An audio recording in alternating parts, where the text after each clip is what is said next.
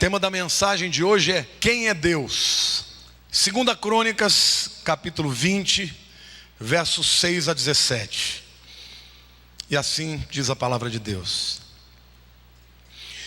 E disse: Senhor, Deus de nossos pais, porventura não és tu Deus nos céus?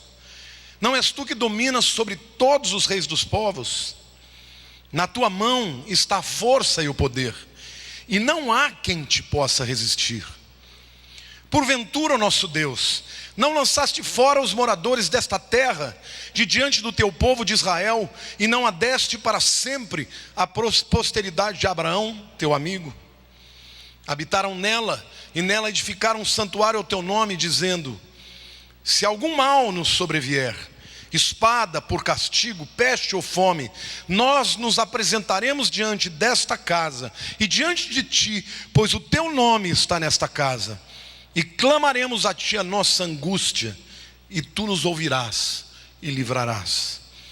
Agora, pois, eis que os filhos de Amon e de Moabe e os de Monte Seir, cujas terras não permitiste a Israel invadir quando vinham da terra do Egito, mas deles se desviaram e não os destruíram. Eis que nos dão o pago, vindo para lançar-nos fora da tua possessão, que nos deste em herança. Nosso Deus, acaso não executarás tu teu julgamento contra eles? Porque em nós não há força para resistirmos a esta grande multidão que vem contra nós. E não sabemos nós o que fazer, porém os nossos olhos estão postos em ti. Todo Judá estava em pé diante do Senhor, como também as suas crianças, as suas mulheres e os seus filhos. Então veio o Espírito do Senhor no meio da congregação sobre Jaziel, filho de Zacarias, filho de Benaia, filho de Jeiel, filho de Matanias, levita dos filhos de Asaf, e disse: dai ouvidos, todo Judá, e vós, moradores de Jerusalém, e tu, ó rei Josafá, ao que vos diz o Senhor: não temais, nem vos assusteis por causa desta grande multidão, pois a peleja não é vossa, mas de Deus. Amanhã descereis contra eles, eis que sobem pela ladeira de Ziz, encontrá-los-eis no fim do vale, de fronte do deserto de Jeruel. Neste encontro não tereis que pelejar.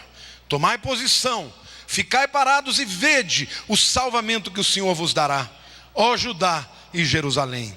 Não temais, nem vos assusteis.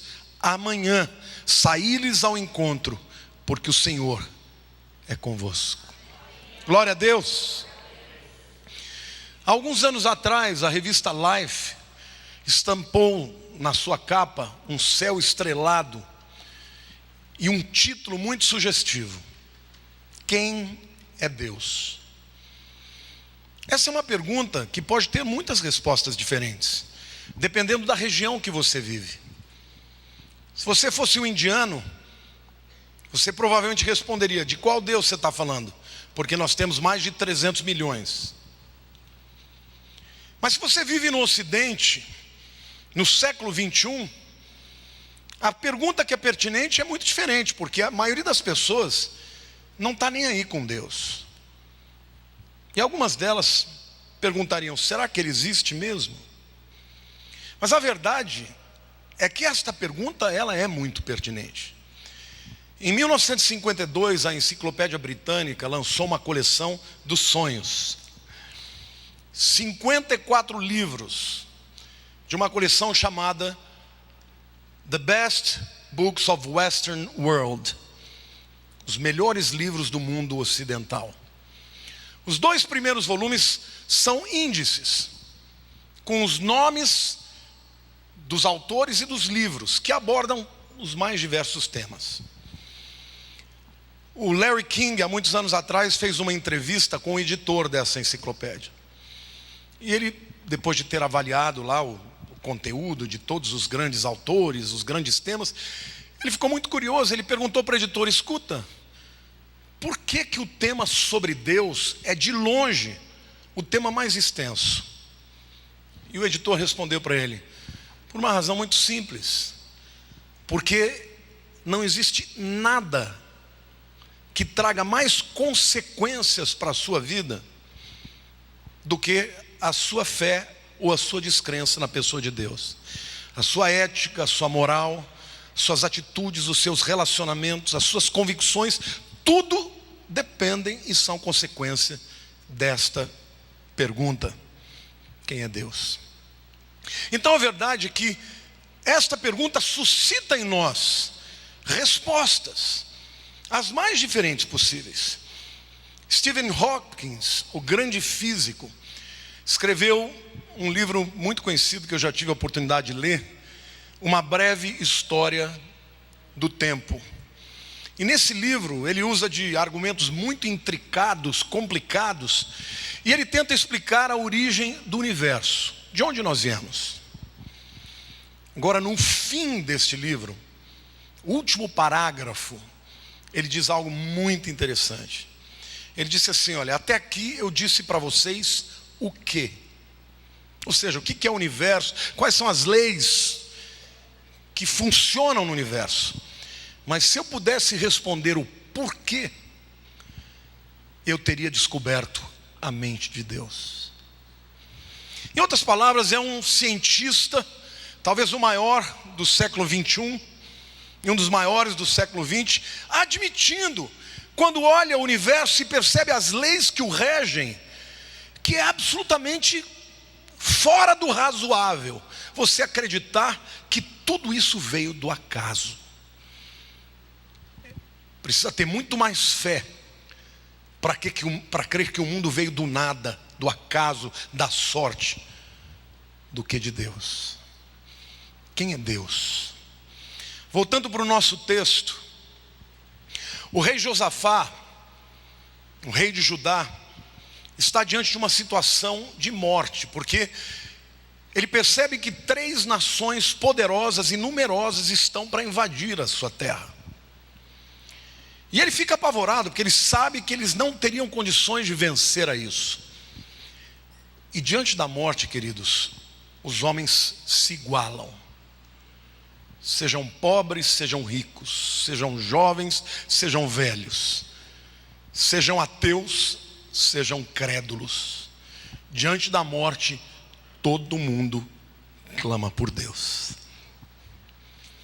E quando ele clama, ele conclama o povo para um jejum, e ele faz uma oração para Deus, muito interessante, porque ao orar ele faz 3 perguntas para Deus, que ao respondê-las, eu posso explicar para vocês, ou expor, de uma maneira muito mais eficiente, quem é Deus. Então é sobre essas 3 perguntas que Josafá fez, que eu quero lhes falar e tentar responder a pergunta de quem é Deus.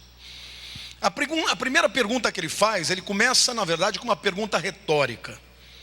Ele faz uma pergunta para que Deus diga sim. E ele começa dizendo: não és tu, no versículo 6, não és tu Deus nos céus? Não és tu que dominas sobre todos os reinos dos povos? Não és tu. Se eu pedisse para você completar essa frase, não és tu, o que você escreveria? Josafá falou: não é o Senhor, o Deus dos céus, que domina sobre todos? E você, o que você diria? Essa pergunta, ela pode ser respondida por públicos diferentes, por grupos diferentes. O primeiro tipo de pessoas é o homem comum, como você e eu. E eu fiz questão de procurar, quando eu anunciei no meu Facebook que eu ia pregar quem é Deus, eu estava anunciando a mensagem, mas centenas de pessoas responderam. Parece que as pessoas têm necessidade de dizer, né? Então eu quero mostrar para vocês o que os homens comuns e as pessoas comuns responderam. Deus é tudo. Outro: Deus é a minha segurança, Deus é o meu Pai, Deus é o meu Salvador, Deus é o meu amigo, Deus é o Todo-Poderoso. E até alguns disseram: não faço a mínima ideia. Mas as pessoas mais comuns, de fato, têm as suas concepções a respeito de Deus. E o que diz a filosofia? Deus é o único ser ontologicamente independente, essencialmente suficiente, autoexistente, é causa e não é resultado. Isso é o que diz a filosofia ou alguns filósofos. Alvin Plantinga, da Universidade de Notre Dame, considerado um dos maiores filósofos dos nossos dias, ele diz que Deus é um ser de uma categoria PBB, Properly Based Belief Category. Traduzindo, Deus é um ser em cuja pessoa há uma fé inerente a todos os seres humanos. Ele diz assim: não importa em que continente você viva, em que situação social, em que tempo da história você tenha vivido, as pessoas simplesmente creem em Deus, independente de prova. Porque os homens procuram a prova da existência de Deus, mas o que um filósofo de grande porte está dizendo é que ainda que não haja prova e que seja impossível se provar a existência de Deus, as pessoas simplesmente creem. Mas o que diz a revelação? O que diz a Bíblia? Talvez a teologia, a exemplo da filosofia, vai tergiversar um pouco. Onipotente, onisciente, eterno, imutável. Mas eu quero falar o que o apóstolo Paulo, para mim o homem mais extraordinário do Novo Testamento, depois de Jesus. O apóstolo Paulo era um homem culto, preparado, que conhecia perfeitamente a cultura do seu tempo, nasceu como judeu, foi filho de cidadão romano e portanto era cidadão romano, e foi educado na cultura grega. Ele conhecia perfeitamente estes três mundos tão diferentes. E ele sabia que o ideal de perfeição dos judeus era a luz. Por isso que a Bíblia diz: o Senhor é a minha luz e a minha salvação, a quem temerei? O ideal de perfeição do judeu é luz. O ideal de perfeição dos gregos é o conhecimento. Não é à toa que foi na Grécia que as universidades foram criadas. Porque a busca pelo conhecimento, para eles, era a busca pela verdade. E quanto mais próximo da verdade e do conhecimento que eles chegassem, mais eles estavam se aproximando de Deus. Mas os romanos, o ideal de perfeição é a glória romana, a glória do império. E eles lutavam e defendiam a sua glória com todas as suas forças. Este homem, o apóstolo Paulo, que nasceu e cresceu nessas três culturas, ele escreve aos Coríntios no capítulo 4, versículo 6 da sua segunda carta: porque Deus que disse, das trevas resplandecerá a luz, diga judeus, Ele mesmo resplandeceu em nosso coração para a iluminação do conhecimento, diga gregos, da glória de Deus, diga romanos, na face de Cristo. Que coisa tremenda! Quem é Deus? Paulo está dizendo que o próprio Deus resplandeceu quem Ele é em nosso coração para a iluminação, explicando aos judeus a perfeição de Deus, do conhecimento, explicando aos gregos a perfeição de Deus, da glória, explicando aos romanos quem é a perfeição de Deus. Em quem? Na face de Cristo.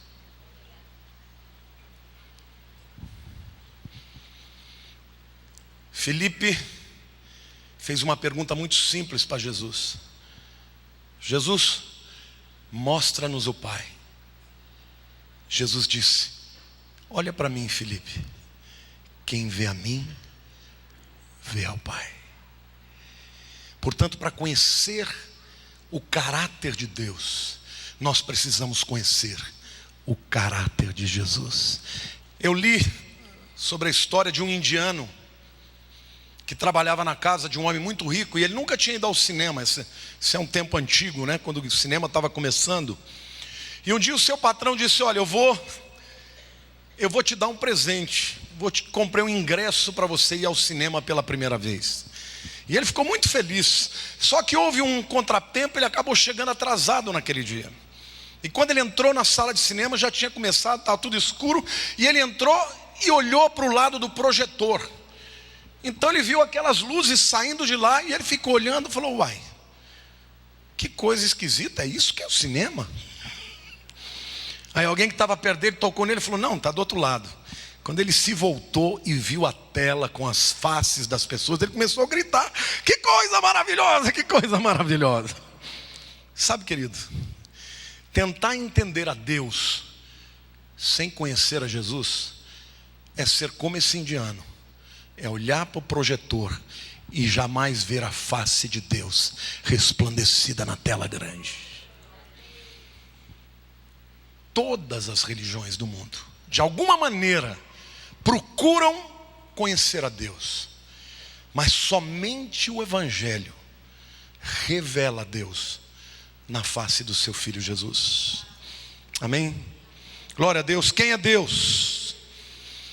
A palavra de Deus lá em João capítulo 17 relata uma oração feita por Jesus, oração linda, oração sacerdotal. E nessa oração Jesus diversas vezes se dirige a Deus como Pai. Pai Santo, Pai Justo, outros adjetivos, mas sempre Pai. Quem é Deus? Deus é Pai. A maior necessidade do ser humano hoje, e sempre, mas principalmente hoje, neste século onde as estruturas éticas, morais e espirituais são dilapidadas, destruídas, estão desmoronando, o que mais está acontecendo é a ausência do espírito de paternidade. Eu vi um testemunho de um chefe de polícia de uma grande cidade americana. Debaixo dele havia 18 mil policiais. E ele falou de uma determinada região, que eu não me lembro o nome. Ele disse o seguinte: que o dia mais solitário do ano naquela região é o Dia dos Pais, porque 90% daqueles jovens não sabem quem é o pai. Sabem quem é a mãe, mas não sabem quem é o pai. E ele disse: por coincidência, esse é o dia mais violento também. E é isso que tem acontecido. Satanás tem destruído a família, porque ao destruir a família, ele separa os filhos dos pais, e eles se sentem órfãos. Eu também ouvi um testemunho contrário a esse, não de abandono nem de rejeição, mas a história de amor de um pai extraordinária, que eu resolvi traduzir para vocês. Conta a história de um empresário com 40 e poucos anos, um homem muito bem sucedido, chamado Greg Simmons. Esse homem tinha 5 filhos. O mais velho, McTrick Simmons, de 12 anos. E o mais novo, um bebê de 1 ano de idade. E ele fez uma visita para North Carolina, um estado americano, onde ele comprou uma casa e ele levou uma família, seus amigos, um casal de amigos com um filho. E eles foram, então, passar alguns dias nesse lugar. E aí estavam todos lá e ele resolveu ir com o seu amigo, o seu filho e 4 dos seus próprios filhos para o campo, na região chamada de Highlands, das terras altas. E lá havia uma cachoeira muito bonita. E eles então estavam indo, e o filho mais velho, o McTrick, dizendo: pai, que legal que nós vamos ver a cachoeira e tal. E eles foram se aproximando. Chegou uma hora, o filho falou: pai, a gente não pode ir um pouco além? Estavam chegando perto do precipício. E ele falou: espere um pouco aqui que eu quero ver como é que está o terreno. E ele deu mais 3 passos e o chão debaixo dele desapareceu. E ele caiu numa queda de 400 metros para a sua morte, na frente dos seus filhos e do seu amigo. Esse menino, McTrick, de 12 anos, ele escreve uma carta para o melhor amigo do pai, que eu traduzi aqui para vocês. Querido senhor Dylan, o senhor não sabe o quanto meu pai o amava e admirava, assim como a sua família. Ele falava de sua fé em Deus e generosidade para com os outros. Ele dizia que queria ser como o senhor. Desde a sua morte, seus verdadeiros amigos têm se revelado, e o senhor e sua família estão no topo da lista. Meu pai o amava muito. Meu pai era como aquele homem da Bíblia que recebeu os talentos e os multiplicou. Algumas vezes ele perdeu, mas a maioria das vezes ele ganhou. Mas sempre tentou agradar a Deus. Meu pai era um homem brilhante e bem-sucedido. Ninguém vai entender o porquê do meu pai morrer naquele dia. Por favor, não tente o senhor entender também. Meu pai morreu por seus filhos. Ele estava tentando protegê-los. Muita gente vai lhe dizer muitas coisas, mas somente 6 de nós que estávamos lá pudemos ver o que realmente aconteceu. E somente 3 de nós pudemos entender, porque os outros eram pequenos. Eu sou um deles. Minha mãe perdeu o seu companheiro, seu tesouro. Muitos outros perderam o Greg. O senhor perdeu o seu melhor amigo. Meus avós perderam o seu filho. Meus tios perderam o seu irmão. Mas senhor Willan, para mim é totalmente diferente. Ele era o meu melhor amigo, o meu ídolo. Quando eu o vi vivo pela última vez, caindo diante daquela cachoeira, eu perdi o homem mais valoroso da minha vida. Ele era o meu pai e meu único papai. Senhor Willan, eu tive um sonho há 3 noites, no qual meu pai me dizia que estava bem. Obrigado por ser um amigo verdadeiro. Eu te amo muito. McTrick Simmons, um garoto de 12 anos.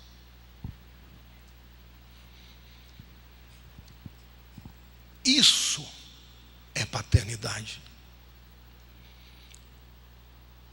Paternidade é ter no seu Deus, o seu pai, o seu melhor amigo.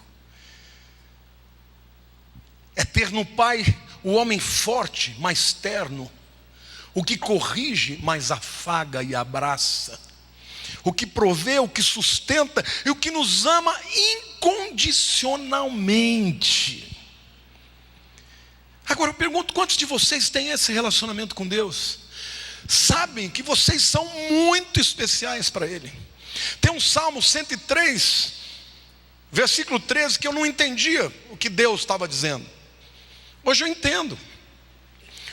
Como um pai se compadece de seus filhos, assim o Senhor se compadece dos que o temem.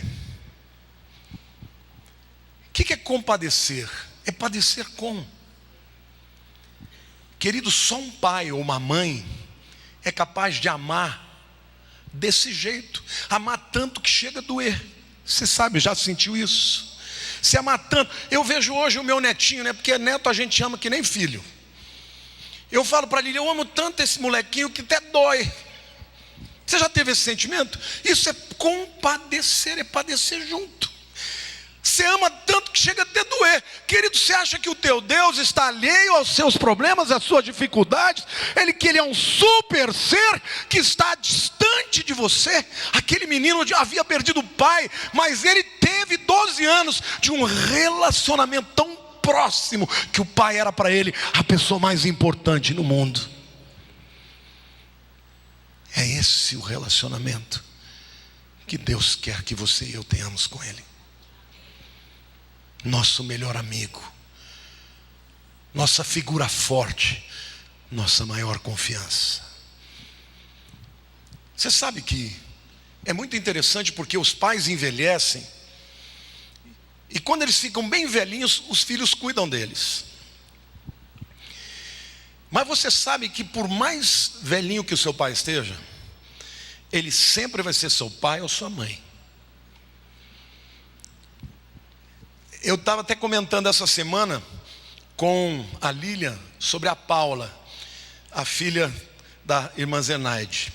Irmã Zenaide, durante alguns anos, ela foi uma mulher forte, um baluarte, uma intercessora, uma guerreira. Todo mundo atrás dela para ela orar pelas pessoas. Mas hoje ela está vivendo o outono da sua vida. E a gente comentou essa semana que a Paula, sua filha, toda hora publica ou no Facebook, ou no Instagram, ela saindo com a mamãe dela. E eu tenho certeza que por mais que ela tenha cuidado da mãe, a mãe ainda representa a figura forte do amor incondicional por ela. Outra pessoa que eu queria citar é a Sidney, esposa do Alcides. Quando ela perdeu a mãe dela tinha 93 anos. E ela visitava a mãe todo dia. E eu falei, o que você sente mais falta? Ela falou, que eu sinto mais falta é daquela pessoa que, por mais frágil que ela tivesse, quando eu ia visitá-la, ela dizia, você está se alimentando bem? Senta aqui, descansa. Ela falou, para o resto do mundo eu sou quem cuida, mas com ela eu me sinto cuidada. Essa é a importância da paternidade e da maternidade. Você sabe por que a gente precisa tanto de pai e de mãe? Porque os nossos pais são os nossos maiores fãs quando a gente brilha, e são os que mais choram conosco quando a gente fracassa. Esse é o seu Deus. Quando você está vivendo um momento bom, Ele esfrega a mão e fala, é o meu filho, é a minha filha. Mas quando você está passando pela tribulação e está sentindo a dor, Ele chora com você, Ele se compadece de você, porque Ele é o seu pai, mas é o seu grande amigo. Amém? Glória a Deus. Você pode aplaudir o Senhor e dizer, eu creio.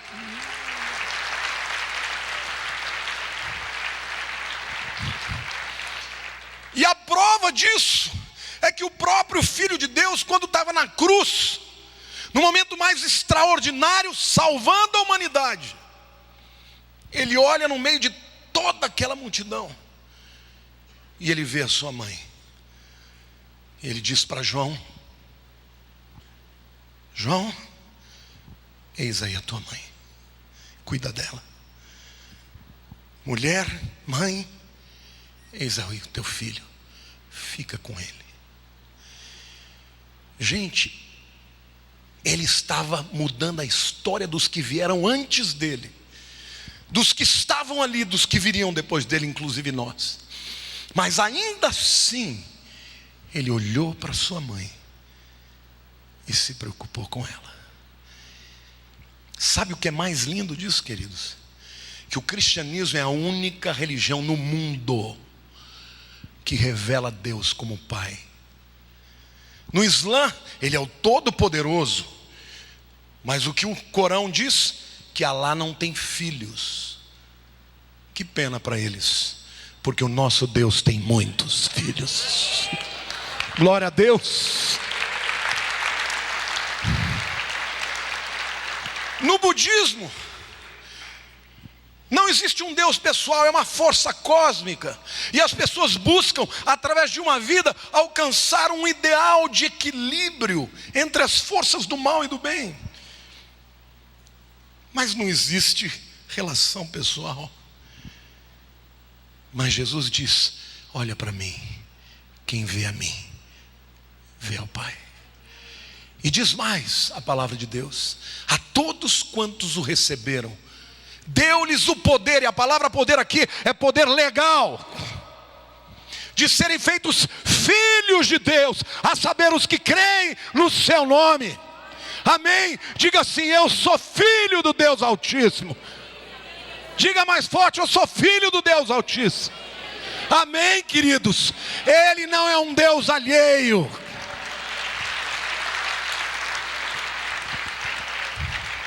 Agora, o problema das pessoas não entenderem o caráter de Jesus é que elas projetam para Deus as suas mazelas, as suas feridas.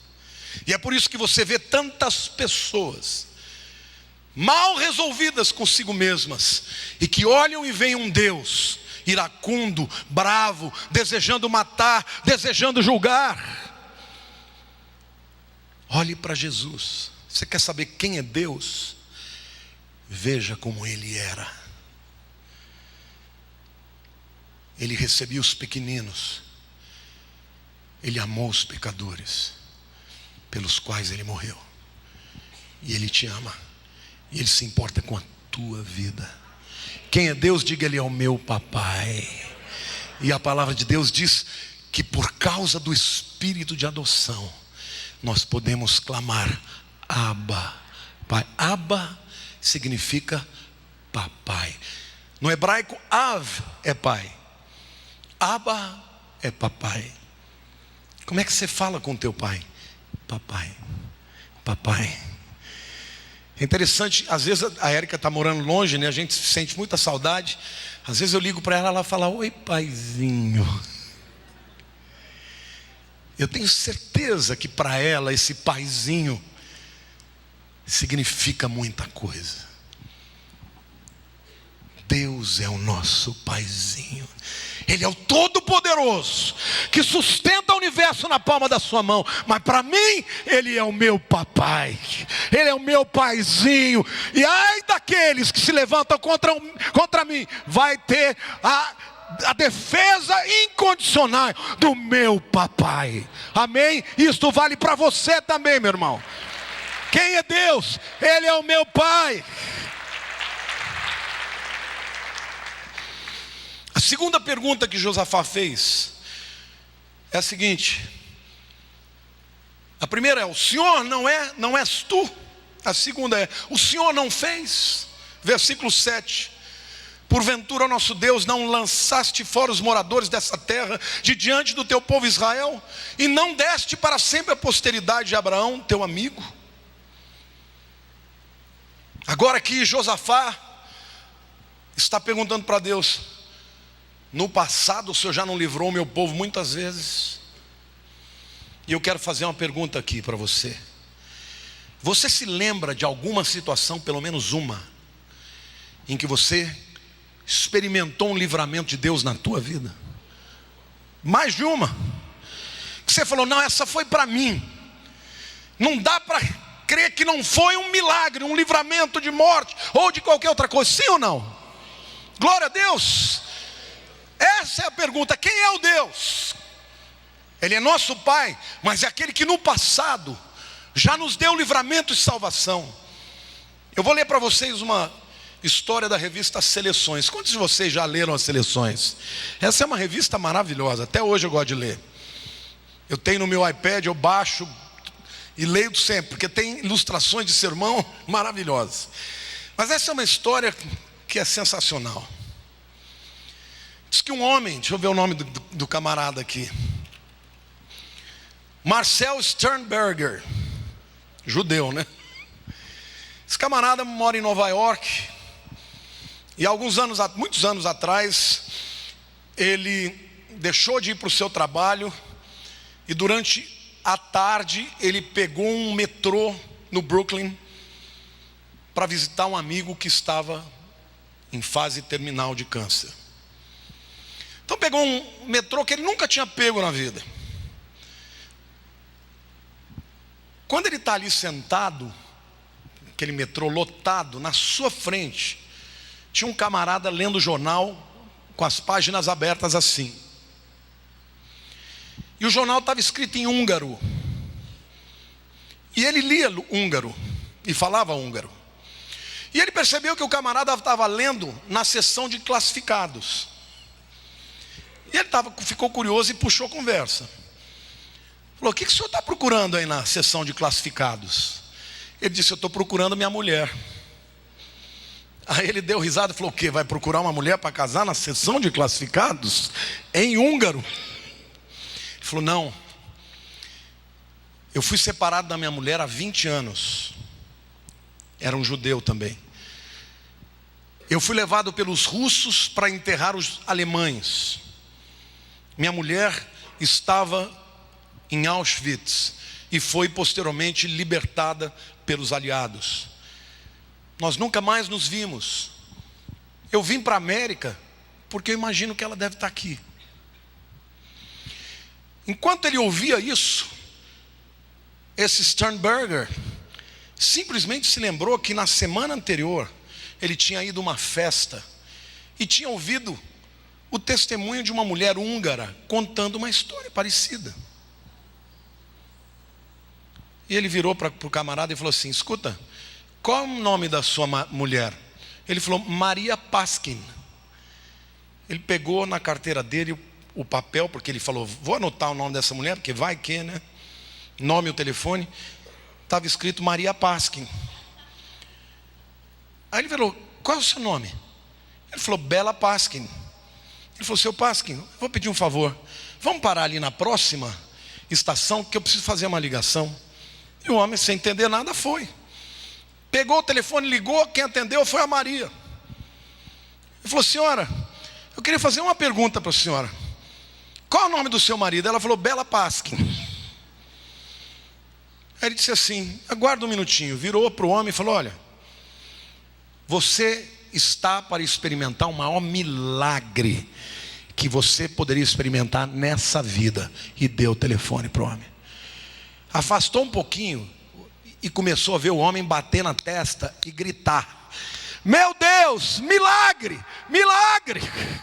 Chorando copiosamente. E a revista Seleções termina dizendo: qual seria a chance de um homem que nunca pegou aquele trem, naquele horário, naquele dia, se ele tivesse chegado 1 minuto atrasado, teria pego outro trem, e 2 vidas teriam ficado separadas, talvez para sempre.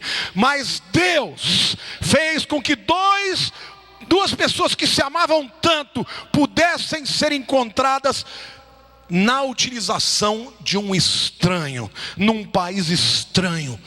Esse é o Deus que nós cremos.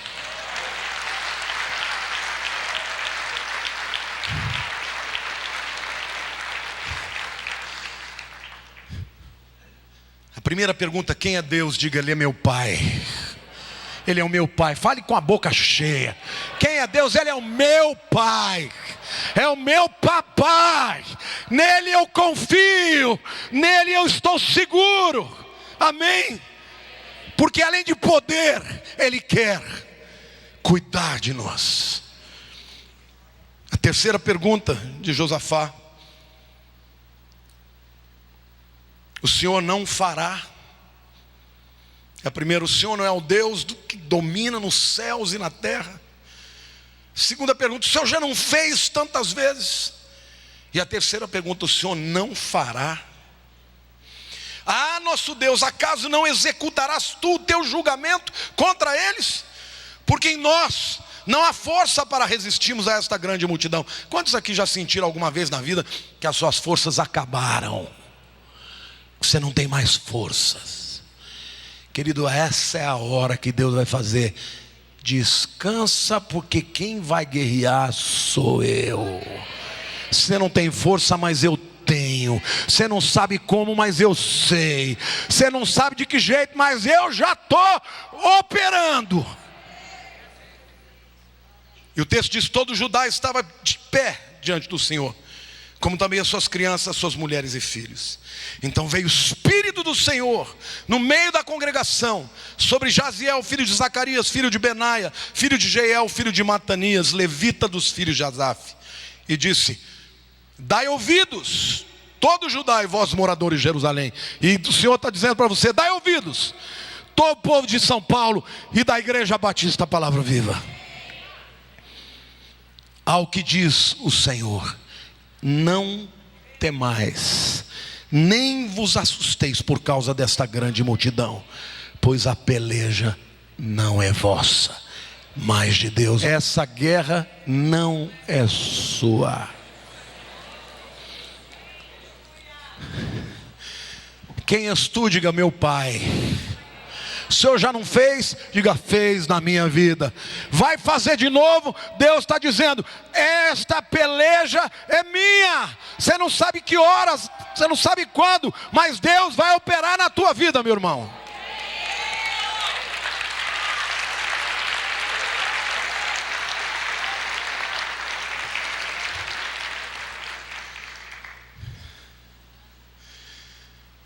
E a história conta que Josafá obedeceu e se posicionou, e começaram a adorar, e veio um espírito de confusão, e os exércitos das nações começaram a guerrear uns contra os outros. E a vitória foi extraordinária, sem que eles tivessem que fazer nada. Há momentos na vida da gente, queridos, que Deus vai dizer para você lutar. Mas há momentos que Ele vai dizer: deixa que eu luto, deixa que eu guerreio, só louva, só creia, só entregue. Quem é Deus? Deus é o meu Pai. Ele é santo e, portanto, separado. A palavra santo significa separado, separado em essência, separado em pureza. Mas Ele é Pai, e não existe ninguém tão próximo de nós. Agora, quando a Bíblia diz que Deus nos fez a sua imagem e semelhança, não está falando da imagem simplesmente do homem. A mulher também recebeu uma porção da imagem de Deus. Aliás, a Bíblia mostra um Deus que é tanto pai quanto mãe, porque é aquele que agasalha os seus pintinhos. Um dos nomes mais importantes de Deus é o Shaddai, o Todo-Poderoso, assim traduzido. Na verdade seria melhor traduzido como o peitudo, porque Shad é peito, é mama. Então aquele que dá o leite, que nutre, o nutridor. Porque Deus é o Deus forte, poderoso, que mostra a visão de mundo, a visão do homem, mas é também o que gera, o que aconchega, o que protege, o que internece. É mãe. O Deus que você crê é seu Pai. Sabe, gente, às vezes a gente não entende porque coisas ruins acontecem com pessoas boas. Muita gente questiona a existência de Deus por isso. Como Deus pode permitir que coisas ruins aconteçam com pessoas boas? Deus não vai te dar todas as respostas hoje, mas Ele deu a principal delas. E a principal delas é Jesus. Se você ainda não tem um relacionamento com o Pai, como um pai e filho próximos, você vai viver nesse mundo salvo, mas sem viver a plenitude do relacionamento com Deus. Davi conhecia isso. Por isso que ele diz: deleita-te no Senhor, e Ele satisfará os desejos do teu coração. Você sabe o que é deleite? Deleite é curtir ao máximo. Deleita-te dele, e Ele concederá os desejos do teu coração, porque é isso que um pai gosta. O pai trabalha, ele faz o maior sacrifício para poder dar ao filho que ele não teve, para que o seu filho possa se agradar. Amém? Deleita-te do Senhor, e Ele satisfará os desejos do teu coração. Entrega o teu caminho ao Senhor, confia nele, e tudo Ele fará. Confia no Senhor de todo o teu coração. Não te estribes no teu próprio entendimento. Reconhece-o em todos os seus caminhos, e Ele endireitará as tuas veredas. Coisa que o filho mais faz na vida é entortar, e o pai que ama endireita o que o filho entortou. Amém? Quem é Deus? Diga: é o meu Pai. Ele não é o Pai de Jesus só, Ele é o teu Pai. Então hoje, quando o Brasil vive esse momento de crise econômica, não é hora de você ficar desesperado, achando que tua vida vai cair, que você vai perder o emprego, que a tua empresa vai quebrar. É hora de você dizer: Deus, eu não sei como o Senhor vai fazer, eu vou confiar, porque o Senhor é meu Pai, o Senhor cuida de mim, cuida da minha vida, da minha família, cuida do que eu tenho, do que eu sou, porque o Senhor é meu Pai. Amém, queridos? Aplaudam o Senhor, digam: eu creio. Ele é o meu Pai, Ele é o seu Pai. Todas as religiões do mundo tratam